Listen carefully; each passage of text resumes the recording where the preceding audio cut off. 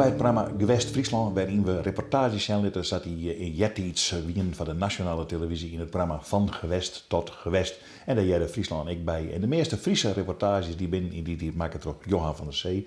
Dus zitten we bij hem aan tafel om eens te jaren hoe dat doe al hier gaan. Maar dan moet ik heel eerlijk zeggen, deze reportages, daar wie Johan nog net bij belutsen, dat wie in 1960. Maar dat ging over Ljouwert, hoe mooi het Ljouwert wie.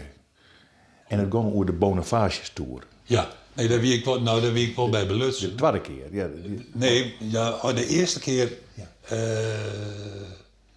wol. Dat 69 wie ik al bij Van Gewest tot Gewest. Ja. En wie er een stagiaire, en die waren door de pastoor juffrouw Bruinsma neemt. Ja. En die roemde stage bij mij, kwam uit Ljouwert, wie van de eerste zending van de School van de Journalistiek in Utrecht. En die had dat de parochie woerde wel aan. Die woerde wel van die kerk. Ja. Want wij kennen vaak net uitbeelden hoe mooi het Ljouwert werkelijk in de binnenstad van Ljouwert, hoe mooi het die is. Dat zitten we net. Maar dan eerder iets moois. En dan mag het echt nog maar voort. Dan mag het ik nog maar voort, ja. Er komt net iemand in het kerken, dus rom je dat huldenspul dan maar op. Hoe vond je op dat moment de Bonifacius Tour? Dat vond ik een mooie tour. Maar hing je hem al in de gaten? Wij hingen in de gaten dat een beetje feest hier. Ja, nee, maar ik bedoel, als je naar Ljouwert inkomen en je show die tour, Bonifacius Tour, meer wist ik net. Nou, het bepaalt toch wel een beetje, tenminste dat heb ik altijd wel aan, het beeld van Ljouwert. Oudehout, Bonifacius Tour. Ja. Nou ben de bonnen het worden erbij komen, maar die winnen er doen dan net. Nee. Dus, Oké. Nou, het is 1969 en de kerken staat vrij en wat maakt er nou met de Tour barren? Nou in beeld. Pastoor De Meij, wat zijn de bezwaren van de parochie tegen het instand houden van de Bonifatiuskerk? Juffrouw Bruinsma, de bezwaren die zijn als volgt. De parochie is de loop der jaren stukken kleiner geworden. Maar de parochianen vinden het wel dat zij nu momenteel, althans een groot gedeelte van de parochianen vinden dat zij momenteel in deze kerk moeilijk nog goed kunnen liturgie vieren. Bovendien, doordat het aantal parochianen zo klein geworden is er een moeilijkheid ontstaan om deze kerk te exploiteren en de gebouwen goed in stand te houden. Hoe vinden uw parochieleden het dat de Bonifatiuskerk misschien gaat verdwijnen? De reacties zijn heel verschillend.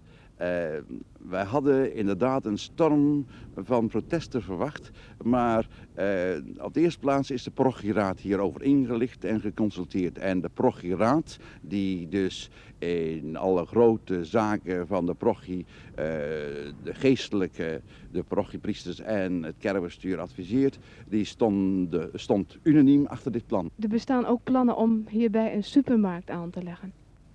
U moet zo rekenen, juffrouw Bruinsma, het is tot nu toe nog maar een praatplan. De architect heeft wel iets ontworpen, maar hij heeft zelf gezegd vergeet het zo gauw mogelijk, want het is maar een praatplan. Maar daar is op dit terrein wel gedacht aan een supermarkt of aan een winkelgalerij waar dan bovenuit zal komen, bovenuit zal torenen zullen we zeggen in plaats van deze toren. Het kan natuurlijk nooit een vervanging zijn. Een torenflat met een 14, 15 verdiepingen waar dan het bejaardenpension, de bejaardenzorg helemaal in zal verzorgd worden. Meneer Soeboer, welke waarde heeft volgens u de Bonifatiustoren voor de stad Leeuwarden?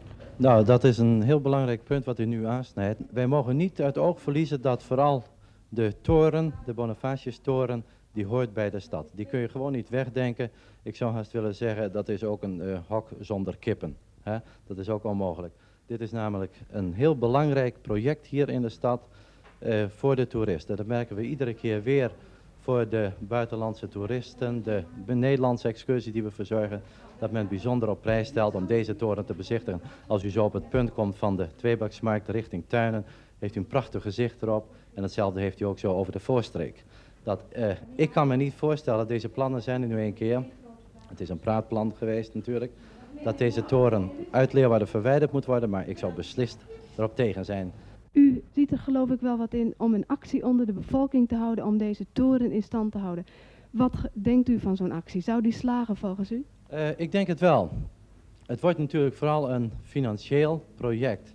En als we zo de ingezonden stukken uit de krant lezen, de reacties die we hier ook hebben gehad met onze stadsideeënbus, dan zijn de mensen zeer positief. En het grappige is wel dat het niet van de katholieke kant komt, maar in hoofdzaak dus van de niet-katholieken die zeggen van deze kerk hoort bij de stad. Het is geen Roomse toren meer, hij moet hier blijven. En misschien mag ik nog even op voortbeduren. Wij staan nu een keer bekend in heel Nederland en waar ook ter wereld dat wij Bonifatius vermoord hebben. Bij Dokkum, dat is niet in Leeuwarden geweest. Maar als we nou deze toren ook nog gaan afbreken, dan zou ik zeggen, dit wordt een dubbele moord. Dat moeten we eigenlijk wel voorkomen.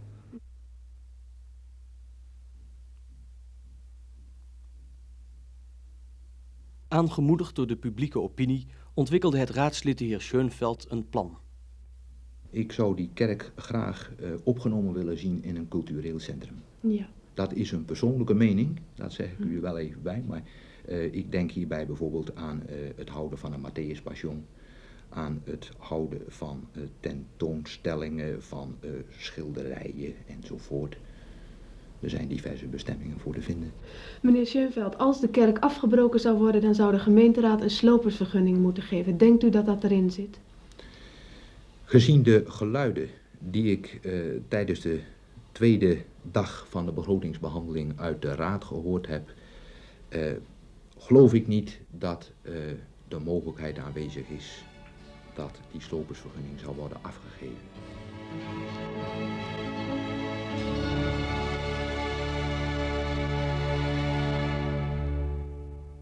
Dat weer 1969 de Bonifatius Tour.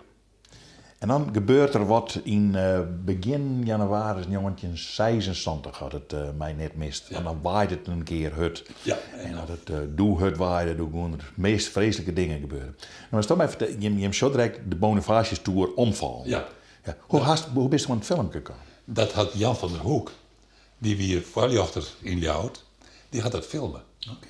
En dat filmpje mochten wij broeken. Ja, want het ging heel starig. Hè? Dat is, hij knikte heel iets wat meer en de rekker heel iets wat meer los. Dat is, ja. Maar Jan van der Hoek had dat filmen en volgens mij had er dat doel aan het journaal of wat dan ook. Maar wij konden op een of andere manier daar gebruik van maken. Ja.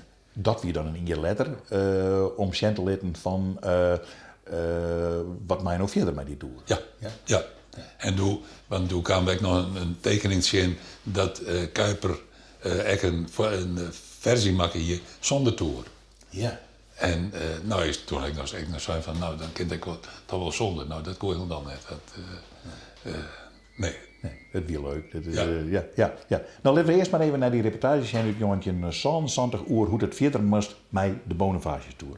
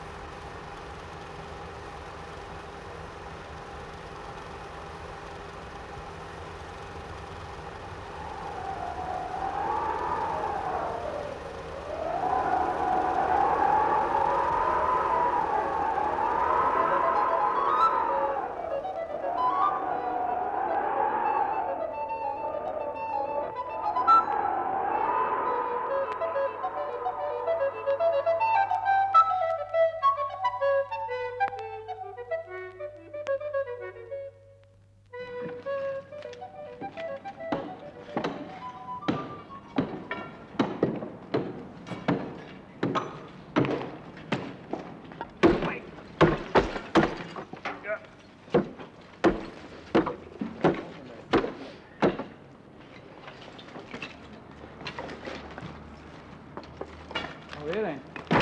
Dan moet hij weer.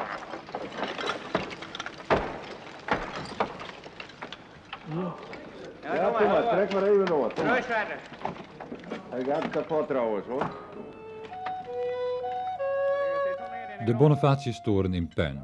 Dat betekende opnieuw onrustige dagen voor de mensen van de stichting Bonifatiustoren.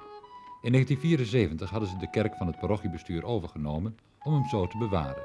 Want het parochiebestuur wilde 8 jaar geleden al afbreken.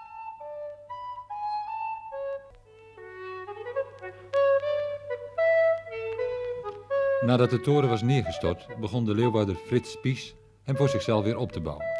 In bijen was, en dat betekende 2600 uren werk. Die toren was te zien op een expositie die gehouden is in het Bouwhuis Noord in Leeuwarden.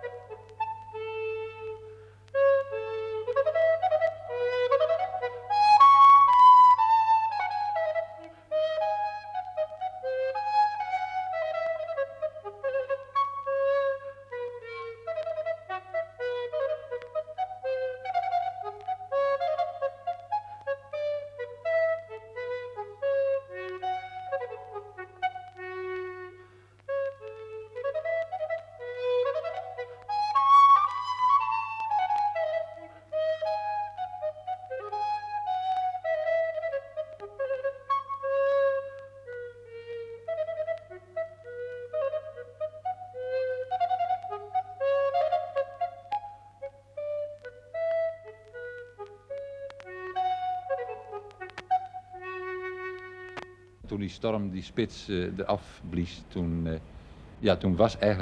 was hij half weg. En dan zou je ook kunnen zeggen, nou laat hem dan maar. Ja, natuurlijk, dat zouden we kunnen doen. Maar dan zouden we ook net zo goed de hele boel kunnen afbreken. Als we eenmaal zo'n voorbeeld van zo'n bouwkunst hebben en werkelijk zo'n mooi voorbeeld en zo'n belangrijke functie in het stadsbeeld van Leeuwarden, zou het bijzonder jammer zijn als we hem niet in zijn volle glorie herstellen. Maar als ik daar een tekening van Cuypers zelf, de architect, zie, dan heeft u hem ook een keer zonder spits getekend. Ja, nou denkt u dat u mij te pakken hebt, hè? Maar zo is het niet, vader. Cuypers die heeft natuurlijk ook moeten woekeren met het geld dat hij had. Of liever, dat zijn principaal had. Dus hij heeft een aantal verschillende plannen gemaakt. Hij heeft gezegd, desnoods zou je het zo kunnen doen. Maar hij was er zelf een vurige tegenstander van. En gelukkig hebben ze ook kans gezien om de spits er in zijn totaliteit op te zetten. En hij moet er ook weer op. En hoe zit u met het geld? Nou, wij zijn eigenlijk een stelletje bedelaars tot en met. Maar we verheugen ons bijzonder in de belangstelling van de burgerij. Ik mag wel zeggen, dat is bijzonder goed. Als ik u een voorbeeld mag noemen, we hebben hier een huis-aan-huis collecte gehouden voor het herstel van de Bonifatius. En die collecte heeft het meeste opgebracht van alle collecten die ooit zijn gehouden, zelfs meer dan de kankerbestrijding. Nou, als dat niet iets zegt, dan weet ik het niet meer. Het leeft in Leeuwarden. Het leeft echt. De grote meerderheid van de bevolking zegt, ja, die spits die moet er weer op. Wij doen eraan mee.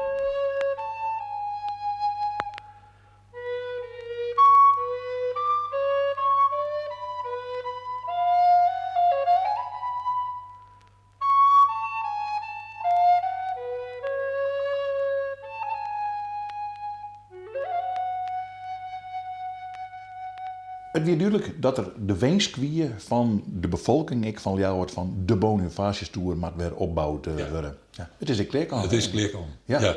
Wat ik nooit vergeten zal, dat is dat ik daar ook rustig les van hechtevrees kreeg. Dat jij met de cameraman naar het topje klimmen en dat we allebei iets gingen.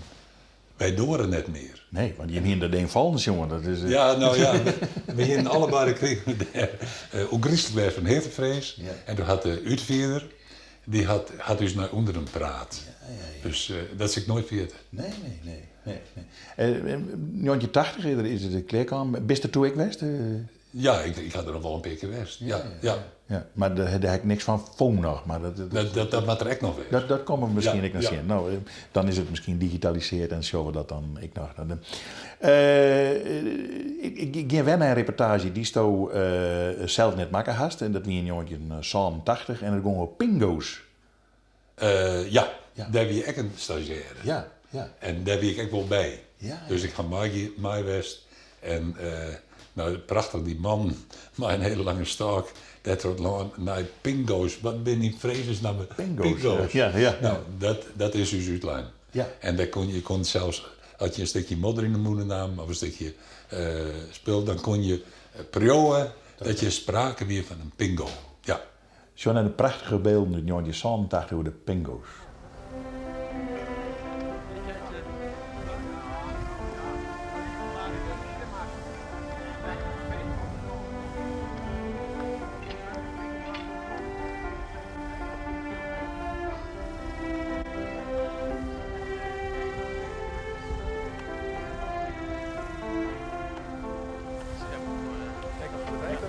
Ja.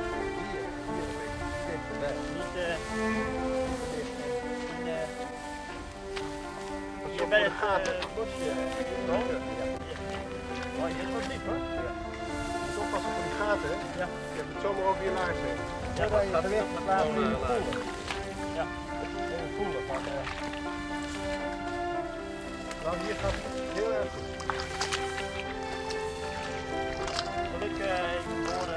We zijn op zoek om uit te zoeken of dit meertje een pingo is of niet. Wat is dat, een pingo? Dat zijn meertjes gevormd in de ijstijden. Eigenlijk is het vroeger een ijslens geweest. Die ijslens die is toen het weer warmer werd gesmolten en dan is er een meertje overgebleven. Ze zijn meestal heel diep en je kunt aan de bodem onderzoeken of het een pingo is of niet. Wij zijn allemaal van het IVN, Instituut voor Natuurbeschermingseducatie. En we maken een kaart van de hele gemeente Heerenveen. Van alle meertjes, dobben heten die hier. En wat voor soort meertjes dat zijn. Want we willen graag dat ze beter beschermd worden. Ja. Alles moeilijk weer. Hetzelfde. Ik mag er tweede stukken voor aan. Hetzelfde, hè? Ja. Er zit wel zand in, hè? Maar ik wil nog wel een keer verder boren. Ja, moet zo kijken met dit stuk aan redden. Nou, ja, volgens mij zit het hier nog één slag. Ja, ik krijg hem niet meer uit. Hij zit hartstikke vast, joh, dus dat is volgens mij wel erg zandig. Zanderig, hè? Ja. Ja, nou, dit is dus geen pingo. Kijk, dit is zand. Ja. Er is dus wel zit nog een beetje humus is daar ingespoeld van wat daar bovenop lag, maar het is zand. Helaas. Dit is een uitgebreid en tijdrovend onderzoek naar pingo-ruïnes, kortweg pingo's genoemd. Net als het woord pinguïn hebben pingo's dus ook met ijs te maken. Het is aan de grondsoort te zien of het wel of niet een meertje uit de ijstijd is.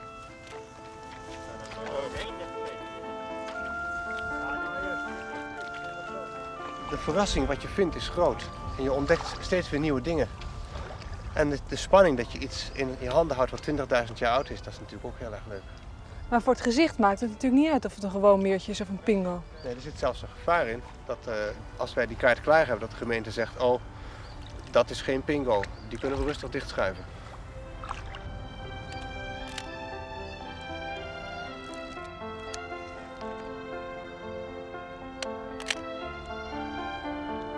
Alle meertjes komen op de foto.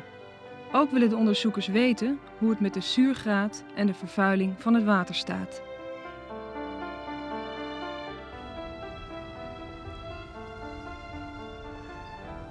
Dan neemt Bouke dus een flesje met alles wat er in het water zit. En daar doet hij bij, een beetje minder, tot het rode lijntje. Daar doet hij bij een kaliumpermanganaat. Ietsje meer, Bouke. Iets meer. Ja, nou ik zit nog op het lijntje. Zit je nog op het... Welk lijntje? Wil je deze? Dat lijntje, ja. Ja. Dus het stond 2 lijntjes. Anders had je de helft. Ja. Dat wordt wel heel moeilijk. Ja. En dan doet hij daar kaliumpermanganaat bij. Dat heeft een paarse kleur. Dat kaliumpermanganaat geeft zuurstof af. En dat gaat dus die organische deeltjes oxideren, verroesten zullen we maar zeggen. En wat heeft deze proef met pingo's te maken? Op zich niet direct zoveel. Pingo's hebben als ze ongestoord zijn heel schoon water.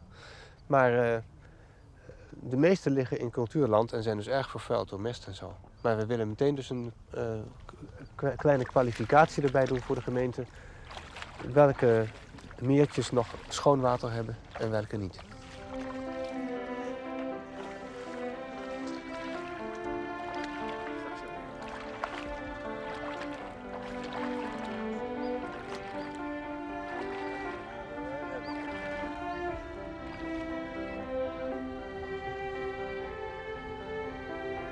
In dit weiland ligt zeker een pingo. Dat vertellen ze van tevoren. Met een 5 meter lange boor kunnen ze uiteindelijk het bewijs leveren. Gras mee naar beneden. Het gras afvegen zo. Ja. Dan veeg je hem schoon. Ja. Maar ik pak het. 2, 3. zeggen. Hier En dan ligt- de guts niet aanraken. Het is gewoon andersom, anders valt het eruit. Zo, nou even mijn mes. Ja, kijk, hier verandert van kleur, zie je? Ja. Verandert van kleur. Ja. Nou, en dan is dit dus volgens Bartjes Jutja, dat hele fijne veen, wat dan, waar de wand van die pingo dan mee bekleed is. Jutja, dat kan trouwens ook duiden op, kan ook ergens anders in voorkomen, maar pingo's hebben het dus in ieder geval. Het is een veen Wat is Jutja? Dat is een veen dat is gevormd door eencellige organismen. En Wat bedoel je?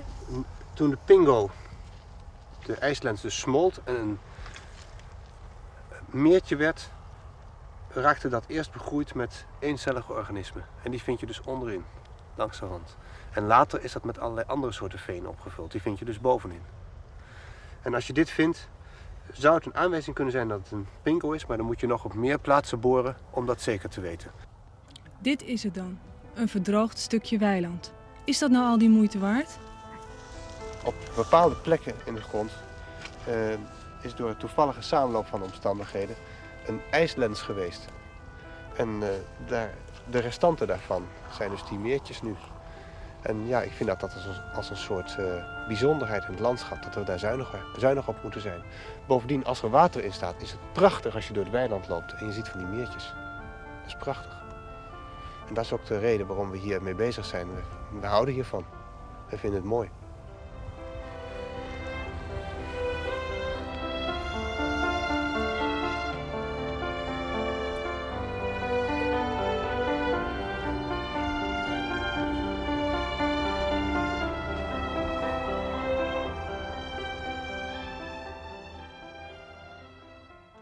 Als je deze beelden zag, dan denk je van, dat moet altijd bewaren blijven.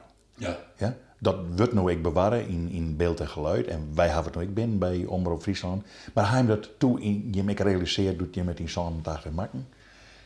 Net sabot. Nee.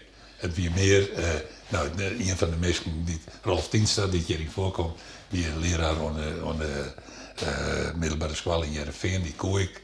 En die had me er ook echt op attendeerd. En wij vonden het nieuwsgierig. Ja. Maar net van, dit moeten we vasthouden. Nee. Dat ging het toch net zo bot. We wisten wel dat alles wat wij uitstuurden, dat bewaren bleef zwoer. Ja. Dus, in die zin valt het wel wat aan. Ja. Nou, mooi beeld, prachtig. We zullen er oren weken weer wat van zien, uit van gewest tot gewest, dan de beelden weer met het programma Gewest Friesland.